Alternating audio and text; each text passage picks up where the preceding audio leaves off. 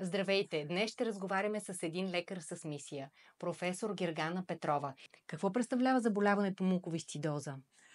Здравейте първо. Заболяването е генетично заболяване на целия организъм. Най-много страдат белите дробове и панкреаса, в резултат на което тези дечица имат много често респираторни инфекции, т.е. инфекции на белите дробове, една опорита хронична кашлица с храчки. Много често казвам на моите студенти, ако едно дете на 3 години храчи, нали, трябва да помислите и за муковисцидоза, защото рядко така се случва при по-малките деца.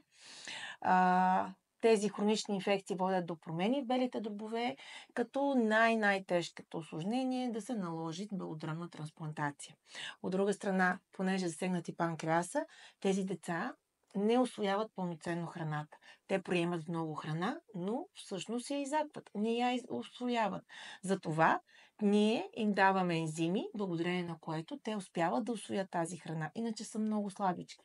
Те са кандидати за ходещи манекени, има от тези най-слабите манекени. Генетично заболяване.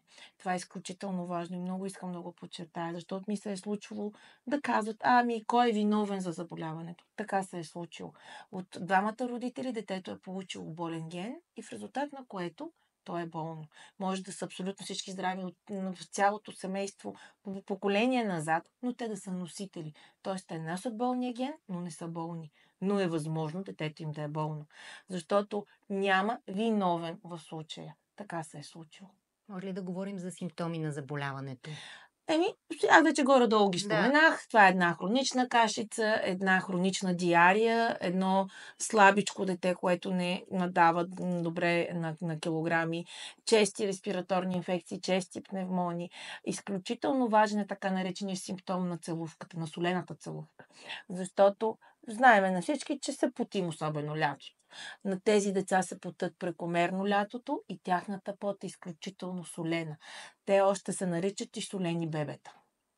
Вие споменахте органите, които засяга заболяването, да ги обобщим отново. Кои са системите, които има проблеми при тях? Основно белия дроб и гастроинтестиналната система, в това число и черен дроб, и панкреас, и черва.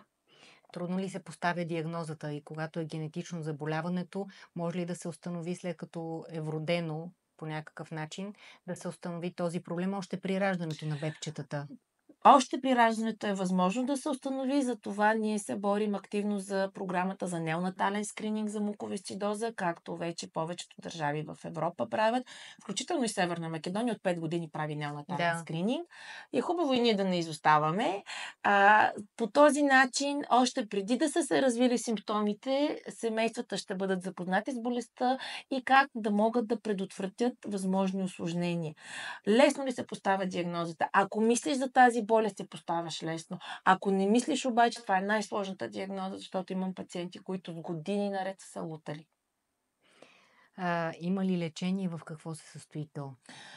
Лечението е първо много грижа и любов от страна на семейството. Това е Както най-важният винаги. компонент. Да. След което е ежедневна рехабилитация, дихателна рехабилитация, физическа активност, инхалации. Има пациенти с по 10-15 инхалации на ден. Има някои, които само с 2 инхалации са добре. Инхалаторни антибиотици, венозни антибиотици, перорални антибиотици, в зависимост от тежестта на заболяването, в зависимост от това дали има хронична инфекция с определен микроорганизъм или не.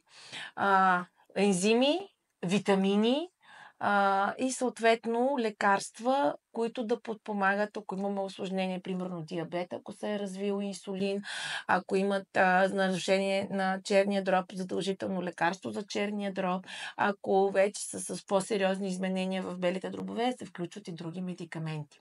Най-важното е, че от няколко години имаме и така наречената генна, казвам в кавички генна, защото ние не променяме генна терапия, с която модифицираме сбъркания протеин, който е неправилно неправилно сгънат в клетките на нашите пациенти. И този протеин всъщност го изглаждаме и го правиме да работи. И тези пациенти са като здрави. Важно е обаче това лечение да започне максимално рано, доколкото е възможно съобразно законодателството, над коя възраст се дава. И когато го започнем, ние да сме максимално съхранили основните органи, защото ако те вече са поразени дори с новото лекарство, ние не можем да ги възстановим на 100%. Какво бихте казала за финал на всички пациенти, които сега се сблъскват с това заболяване, или на всички родители, които чуват за своето детенце това заболяване? Първото, което искам да им кажа, че да, това е ужасно заболяване. Да, това е заболяване за цял живот на пациента. Да, могат да прочитат страхотии в интернет, но те не са сами. Винаги имаме прекрасна асоциация, която се помага, много се подкрепят едни други. Имаме медикаменти, благодарение на което тези пациенти вече живеят абсолютно нормален живот, както на другите здрави хора. И това е, да, заболяване, което все още ние не можем да победим, но можем да направим всичко така, че ние да изглеждаме като здрави, да се чувстваме като здрави и пълноценно да се радваме на живота. Благодарим ви много. И аз благодаря. Надяваме се тази информация да достигне до сърцата на повече хора, които, чувайки тази диагноза, да могат да предприемат необходимите мерки, защото, както вече споделихте, когато бъдат предприяти на време, шансовете за по-нормален и по-качествен начин на живот са по-големи, нали така? Абсолютно. Бъдете здрави!